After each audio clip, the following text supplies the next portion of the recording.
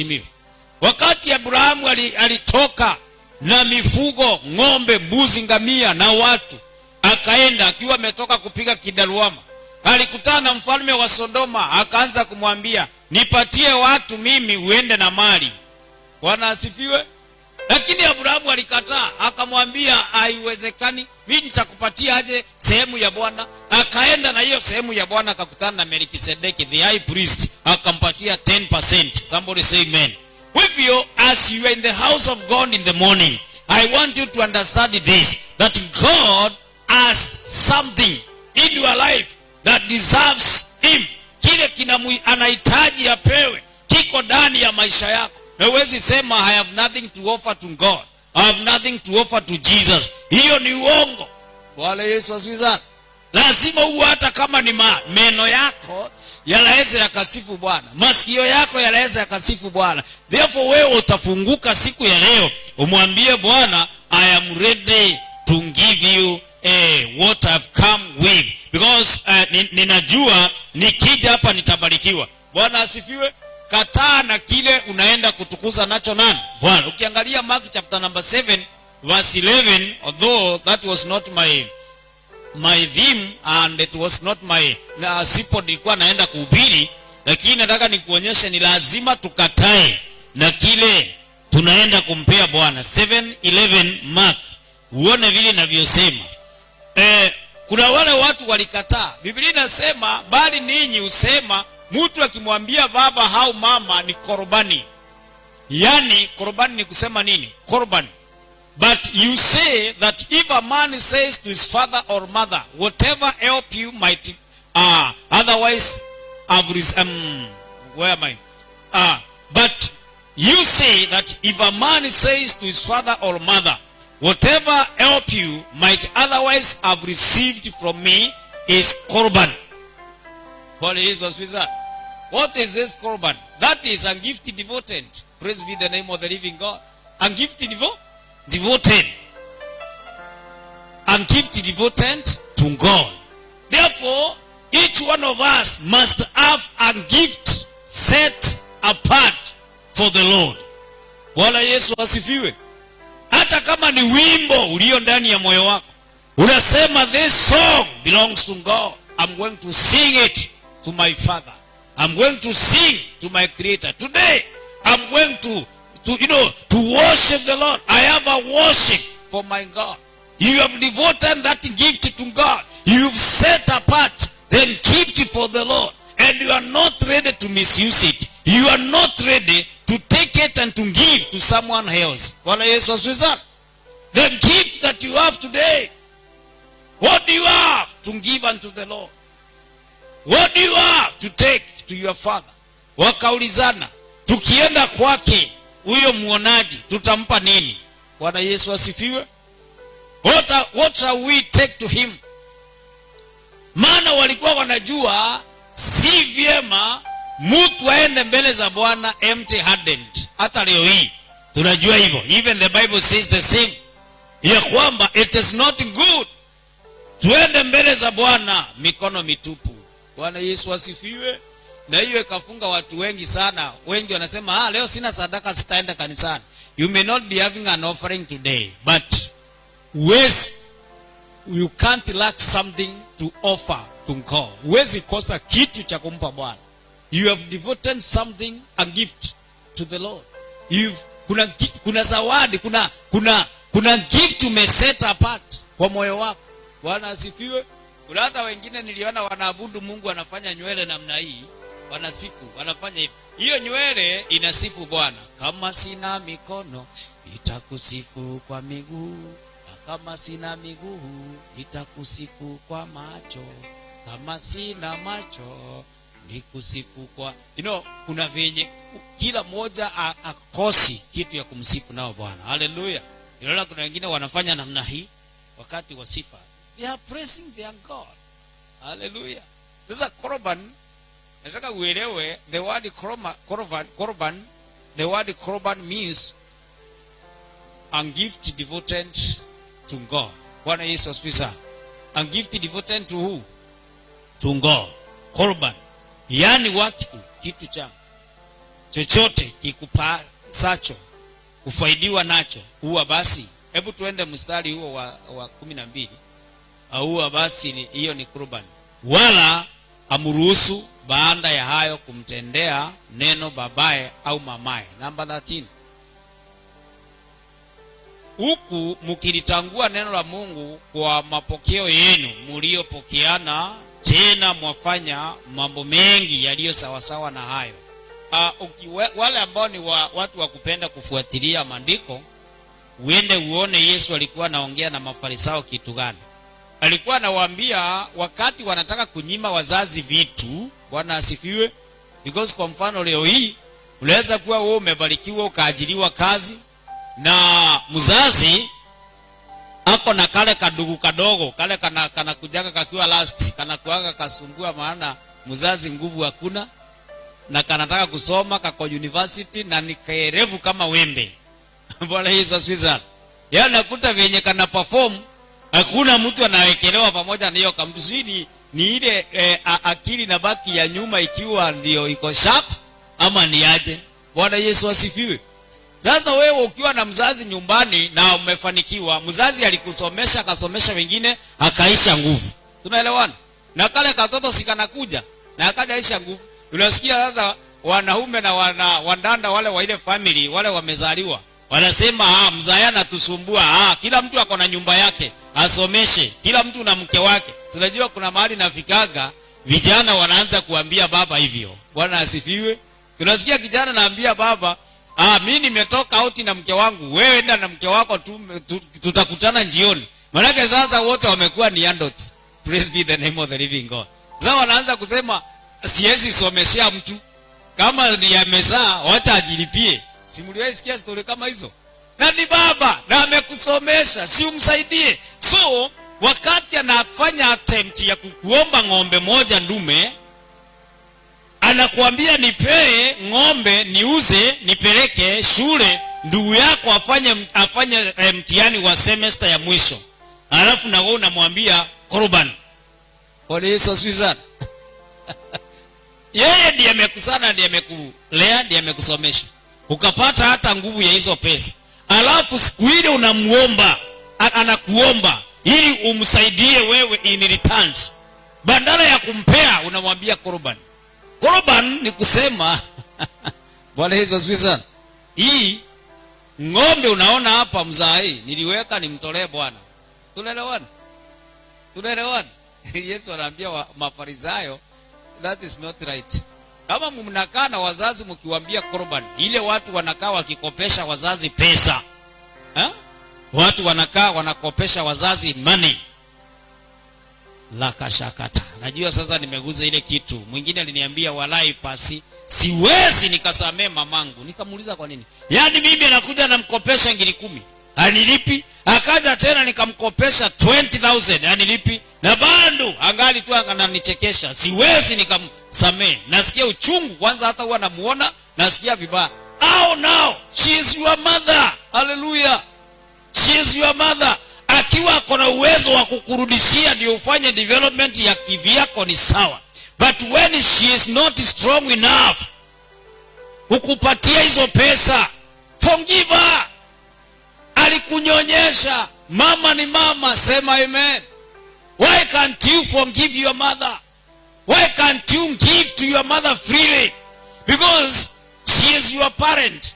Na yeye ndiye akona destiny yako. Yeye ndiye akona future yako. Angekosa kukupanga, haungefika hata hapo kupata hizo pesa. Bwana Yesu asifiwe. I don't mean wazazi wa kunyanyasa wa kufinyilie. Because naye kuna mzazi akiona wewe umefanikiwa kidogo, anakimbia kwa mafanikio yako, anaanza kufraud hizo pesa uko nazo. Kuna mzazi akijua umepata mshahara, lazima atakupigia simu. Anajua mshahara wako ni 30,000. Anakuambia tunataka 25,000 saa hii na ni kwa haraka sana. Tuma. Sasa usipotuma anaishi kukulaani kila wakati, akisema hata hiyo kazi unafanya hutawahi fanikiwa. Mara anaongea mambo mabaya na mambo mazito kwa sababu anaona uzito, maana yeye anataka hizo pesa zitumie. Bwana Yesu asifiwe sana.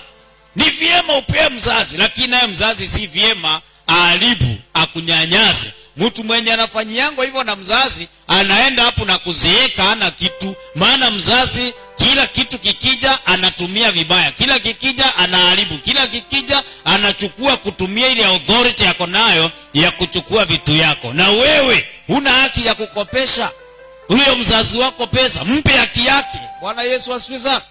Are we together?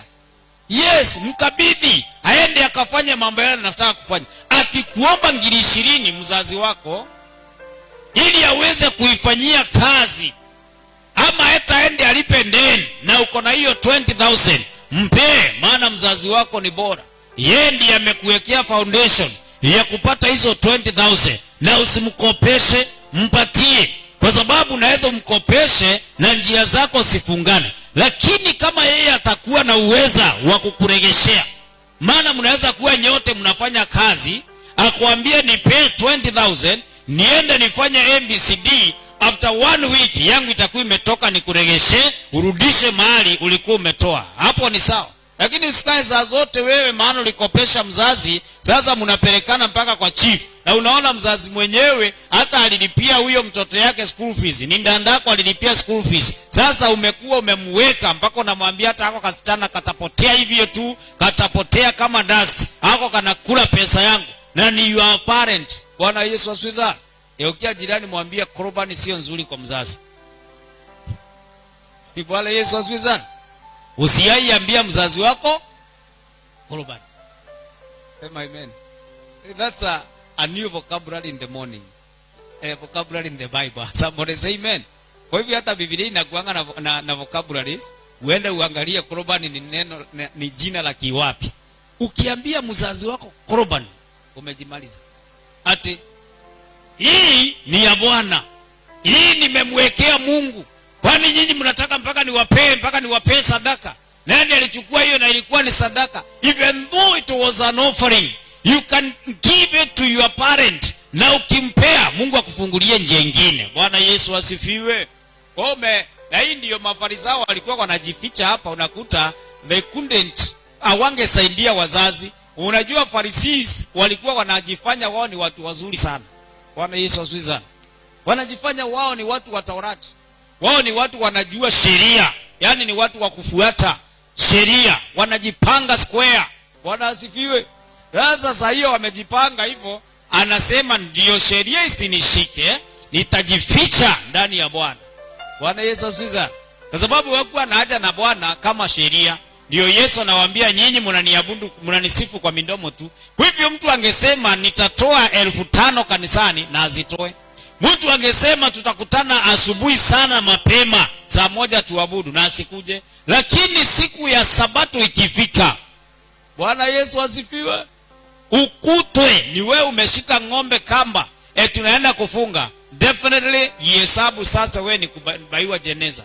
Yaani wewe utazikwa, utapiwa na mawe, kwa sababu unaharibu sheria, unaharibu Torati. Amen. Ati ni wewe umeweka tumaindi hapa kwa kichwa, unaenda kwa mtambo ile kidhi ya kusagiwa unga. Ulikuwa unafanya nini Friday? Ulikuwa unafanya nini Thursday? Ndio leo siku ya Sabato ndio unakuja kutuvunjia uhusiano wetu na Mungu. Lakini hawakuwa watu wa wangwana, hawakuwa watu wa kupendeza Yesu. Unajua ukifuata sheria sana, ukose kufuata grace, hautapendeza Yesu. Bwana Yesu asifiwe sana. Praise be the name of the living God. Unaona walikuwa wanajificha ili wasisaidie mzazi. Wanaambia mzazi nini? Wanaona kuna maybe kama ni ng'ombe zimekuwa sawa, ndume 5 zimenawili. Jamaa unasikia anaanza kujigamba, anasema walai hizi zangu na ngoja tu miaka 2 peke yake nipatie Bwana, nitamtolea Bwana. Sasa mzazi ataishi kujua hiyo ni korobani. Haleluya. Hata akikuja, hata akishikwa na shinda, na unajua sheria iko inasema usikule sehemu ya Bwana. Haleluya. Usikule sehemu ya nani? Na ninaona hata leo hii tukulangi sehemu ya Bwana, fungu la 10. Ingawaje kuna wale watu wao wanakula sehemu ya nani? Ya Bwana. Praise be the name of the living God. Ndio akasema yule mtu atakula fungu la 10, hakikisha ameongeza 5 juu yake. Praise be the name of the living God. A 5 itakuwa juu yake, maana umekula, kwa sababu ni sheria. Sasa hii ni kuonyesha ungekuwa unaweka hiyo fungu, lakini na wewe uhakikishe utalilipa wakati utakuja kupata hiyo pesa. Make sure you will have to redeem your 10%. Lakini nawe utakuta sheria umewekewa, maana walikuwa ni watu wa sheria. Bwana Yesu asifiwe. Nasema hii siwezi nataka ile na ile na ile na ile zikiwa 5 zikikomaa kama miaka 7 hivi nipelekee Bwana. Sasa mzazi ataishi na uoga akijua hapa hata shinda ikakuja kiasi gani. Hatuwezi kula sakramenti ya Bwana. Haleluya. Korban. Amen. Leo kuwa na kitu ya kumpatia Mungu katika maisha yako. Have something to give. Have something to offer to God. Sio lazima iwe ni pesa. Wengi huwa wanasikia kumtolea Bwana wanadhania kwamba sasa tunaitishwa pesa. Although hata hiyo pesa ukiwa umepangia Mungu kumtolea, you must give unto him. Because unaona zamani zile watu walikuwa wanapanga wakitoka nyumbani. Wala Yesu asifiwe. Yes, watu walikuwa wanapanga wakitoka nyumbani.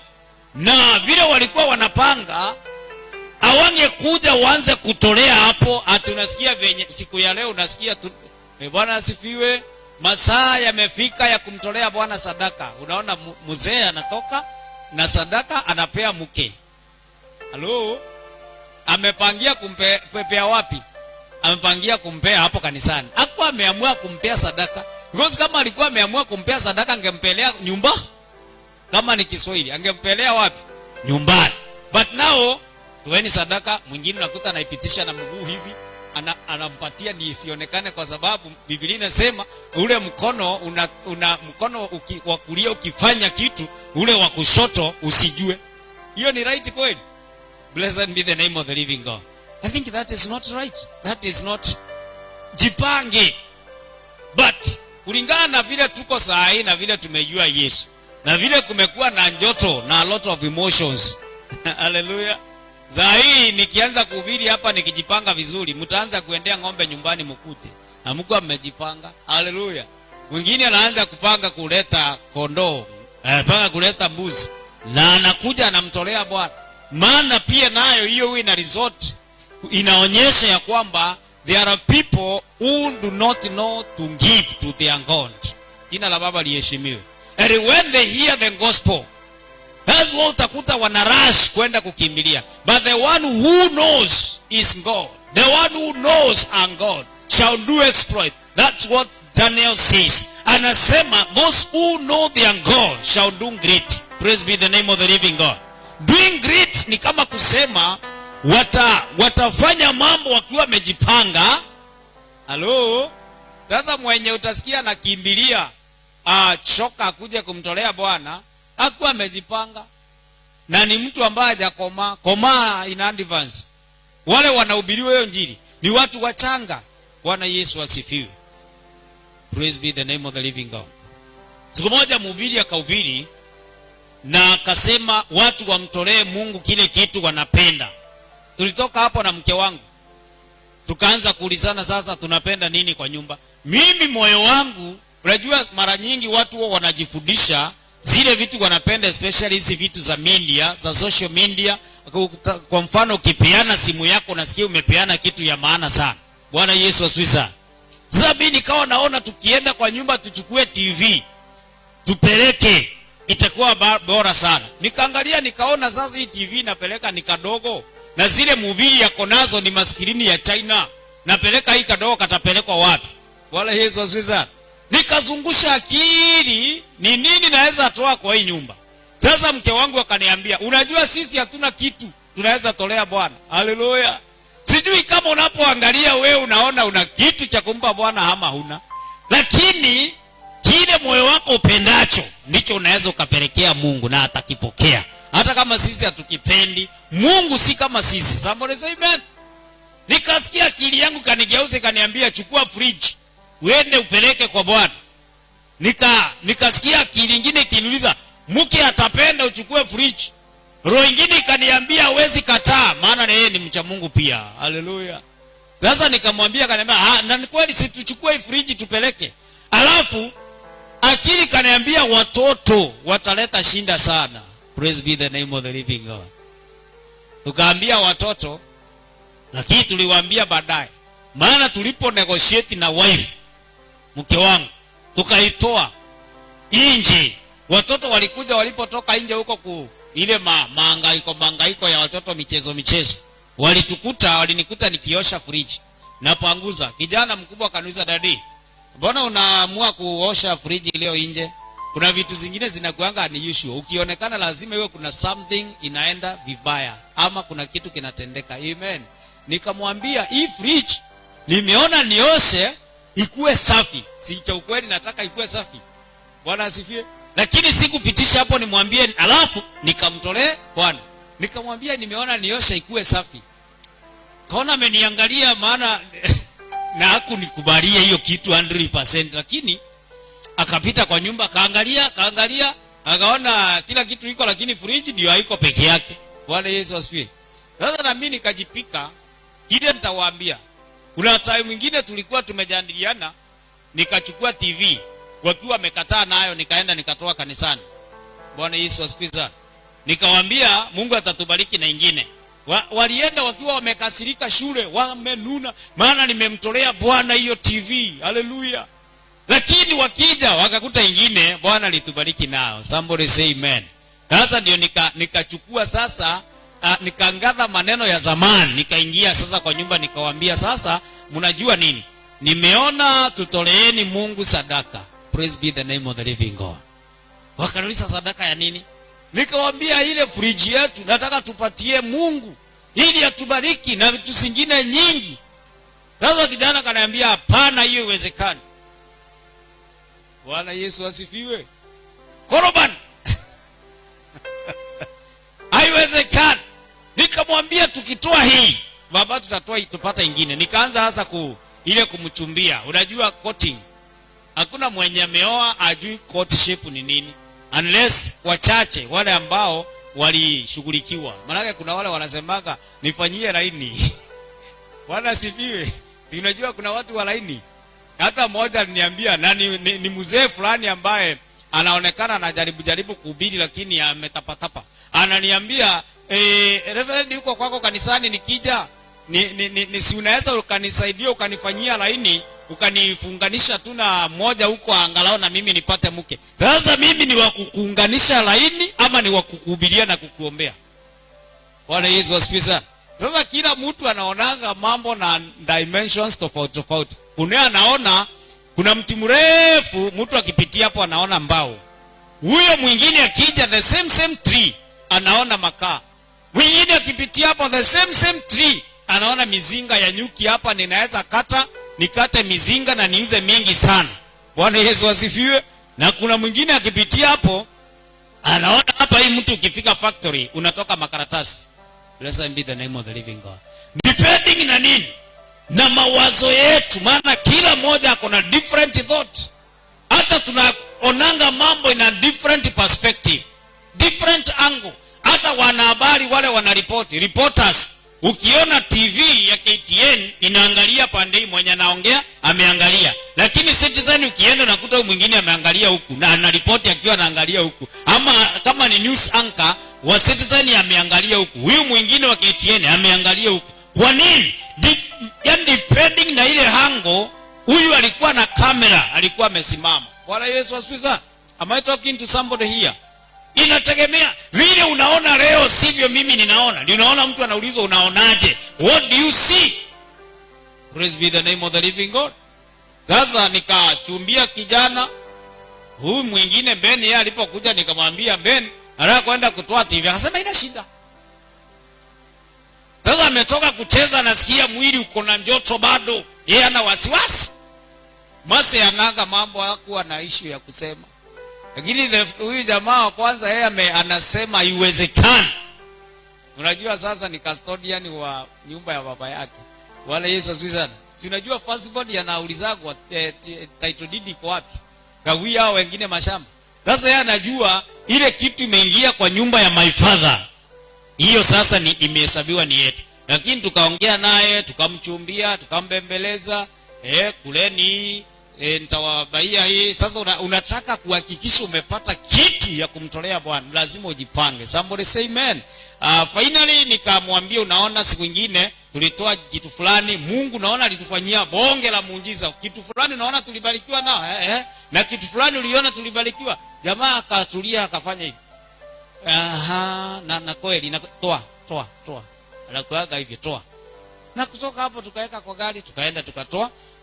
Kutoka hiyo wakati ile milango ilifunguka. Bwana Yesu asifiwe. Ili utaelewa ni kwamba uende ukimpatia Mungu vitu yako leo, asikurudishie kesho ukaakae. Lakini so far tumeharvest, na najua hiyo tutaharvest mpaka tuendelee kuharvest. Mungu unapompea si sawa na wakati umepea mwanadamu tu wa kawaida. Tunaelewana wapendwa? Bwana asifiwe. Serikali kikuajiri inakupeanga kama umeajiriwa permanent and pensionable, na unapata mshahara wa 20,000. Mwingine ameajiriwa pale kwa Karasinga na anapatiwa 20,000. Nyote mmeenda mmenunua kaprobox. Sasa yeye anaweza akasikia mwenye ako kwa Karasinga anaweza kuwa anasikia mkolevomo, but si kweli. Bwana asifiwe. Hapa kwa Ngava, hapa unaona huko utaendelea uende uzeeke, nywele ikuwe nyeupe, lakini hapa kwa Karasinga anaweza akakufire anytime because he has the power to fire and to hire. Tunaelewana? Yeye anaweza anytime akwambie PO box up, na ana haya mwingine analeta. Amekufire, ana haya mwingine. Kwa hivyo tuelewane, kukaa kwa Mungu, unaweza ukafanyia Mungu kitu kimoja ukule miaka yote mpaka uzeeke ukiwa unakikula. Akiniita nitaitika,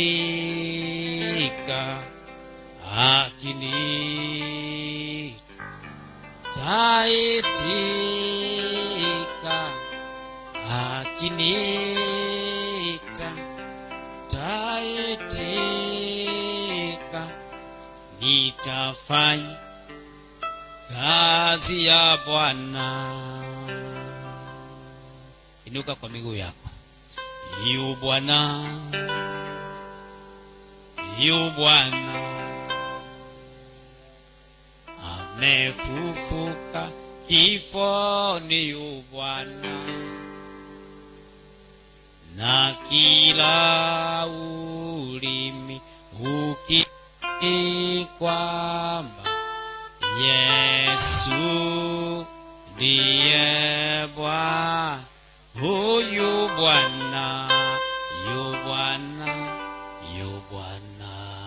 Yu Bwana sifiwe, amefufuka kifoni, yu Bwana, na kila ulimi ukiri kwamba Yesu ndiye Bwana. Tawala maisha yangu Baba,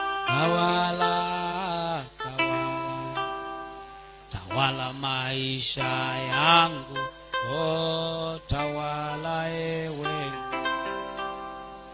Nikupe nini Mungu wangu ili na wewe ufurahi? Nikupe nini Mungu wangu ili na wewe ufurahi?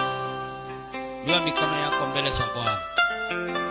Baba, katika jina la Yesu Kristo, it is all about your grace this morning that we are gathered together so that we can listen to you, King of Glory. Sasa tazama, hapo tumefika ni kwa ajili ya utukufu wa jina lako.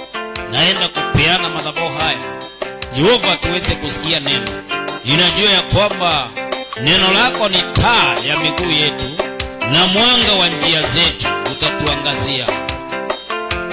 Bwana, utuangazie wewe. Nimulikie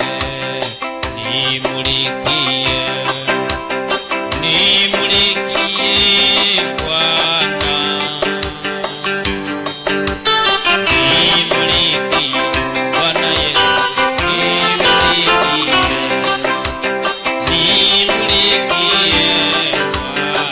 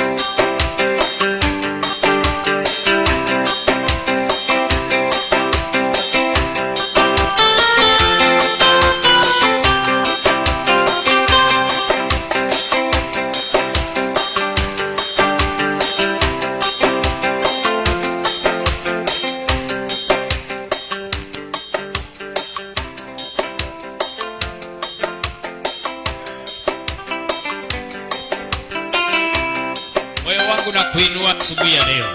I thank you, Jehovah God. Thank you for whatever you've done unto us, everlasting Lord. Asante ni kwa ajili ya kila mmoja ambaye aliingia ndani nyumba hii, wale waliosafiri kutoka mbali na wa karibu, waliotumia magari na wale waliotembea miguu na aina zingine za kusafiria wakafika hapa, na wale watakao kuja, my Father, na wale wanaofuatilia kwa mitandao, my Father, wote na waombea neema yako ikawe pamoja nasi. Even as we are going to hear your word this morning, we pray, our Father, that you will help us, our spiritual ears, oh God, our inner ears, my Father, to hear and to understand you this morning, in the name of Jesus. Tukuelewe Bwana, na utukufu na sifa zitakurudia peke yako. Asante maana wewe ni Mungu mwaminifu, utatenda yote ni sawa na mapenzi yako. It is in Jesus mighty name tumeomba na tumeamini, na kila mmoja wetu aseme amen. Amen. Let us appreciate our Father as we are going to hear the word in the morning. Amen. Kindly allow me to welcome the preacher of the morning, whoever atakaye kuwa, maana naamini ya kwamba he or she is prepared. Hallelujah. Are you ready? Mko tayari? Na ni kwa nini shule ndio mnakuanga mmechangamka sana? Ni wangapi wameenda kiwanja